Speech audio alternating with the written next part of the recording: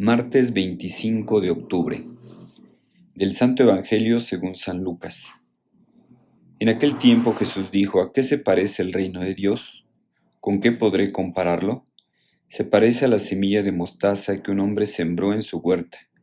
Creció y se convirtió en un arbusto grande, y los pájaros anidaron en sus ramas. Y dijo de nuevo: ¿Con qué podré comparar el reino de Dios?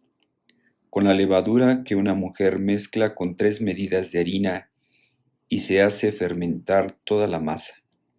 Palabra del Señor. Gloria a ti, Señor Jesús.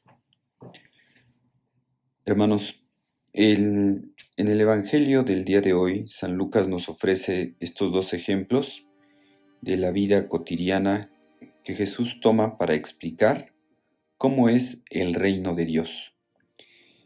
En el primero vemos que nos habla de la semilla de mostaza, que es una de las semillas más pequeñas, muy pequeña esa semilla, pero que una vez que germina, alcanza el tamaño de un arbusto, pues donde los pajarillos ahí pueden hacer sus nidos, y así es el reino de Dios. En el segundo caso, que es la levadura que una mujer mezcla con harina para hacer el pan, al fermentar hace crecer toda la masa, y crece. Por eso, ¿qué es lo que hace posible que el reino de Dios se vaya manifestando desde una pequeña realidad casi intangible hasta que se hace pues muy fuerte, ¿verdad? Esa presencia de Dios actúa en medio de la comunidad? Pues el reino de Dios así es, es algo que no se nota, pero que poco a poco va haciendo su acción. Va haciendo su acción. Una vez que ya empieza, ya no hay quien lo detenga, ya que el reino de Dios se inaugura con la venida de nuestro Señor Jesucristo. Ese reino de Dios está presente en su iglesia y llegará a culmen en su segunda venida. Una vez que el reino de Dios inicia, que ya inició, ya no hay quien lo detenga. Aunque parezca que el mal da grandes pasos, que el mal parezca que va a vencer, pero pues no es así. El mal acaba devorándose a sí mismo. Escuchaba otra vez una imagen que me pareció importante del reino de Dios, que es como un tsunami, ¿verdad? Que una vez que empieza a avanzar la ola, ya no hay poder humano que lo detenga, ese tsunami. Así también es el reino de Dios. El reino de Dios tiene su fuerza en sí mismo, por pequeño que parezca, pero sigue creciendo. Estaba escuchando estadísticas de los católicos en el mundo y se veía cómo, contra todo pronóstico, el catolicismo pues sigue creciendo, ¿verdad? Sigue creciendo porque no es una obra humana. Si la iglesia fuera obra humana, ya la iglesia se hubiera acabado desde hace siglos. Pero en la iglesia está presente el reino de Dios.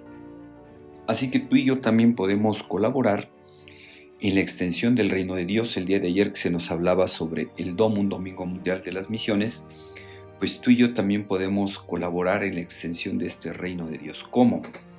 Pues evangelizando. Decía el Papa, más que por proselitismo, hay que hacerlo por contagio, es decir, hacer vida el Evangelio y que nuestra manera de vivir, nuestro estilo de vivir, contagie a otros a querer ser cristianos, a querer ser católicos, como hacían los primeros cristianos, ¿verdad? Que se ayudaban entre ellos, que estaban pendientes los unos de los otros, que nadie pasaba necesidad porque compartían las cosas. Por eso la gente decía, véanlos cómo se aman,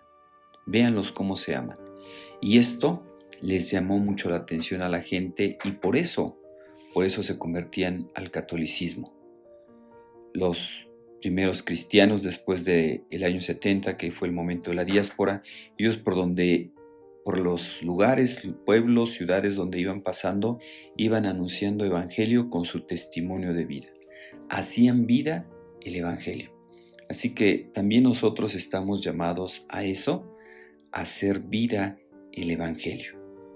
Ojalá, hermanos, que no nos quedemos con los brazos cruzados, que pongamos nuestro granito de arena en la extensión del reino de Dios. Y el Señor nos dice, busca primero el reino de Dios y su justicia divina, y todo lo demás llegará por añadidura.